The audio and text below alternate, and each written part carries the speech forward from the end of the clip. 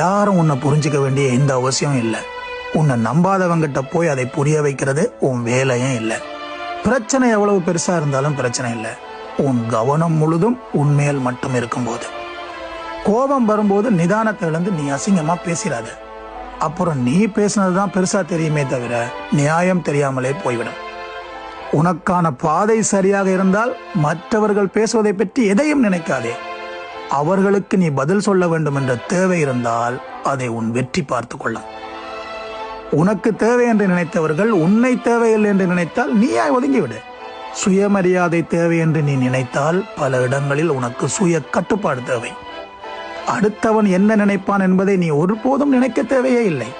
ஏனென்றால் உன் முன்னேற்றத்திற்காக அவன் உழைக்கப் போவதும் இல்லை, உன் ஏமாற்றத்திற்கு அவன் வருந்த போவதும் இல்லை. உன் மதிப்பு என்னவென்று புரிய வைக்க வேண்டும் என்றால் அதற்கு நீ அவர்களை போக விட்டுவிடு. ஏனென்றால்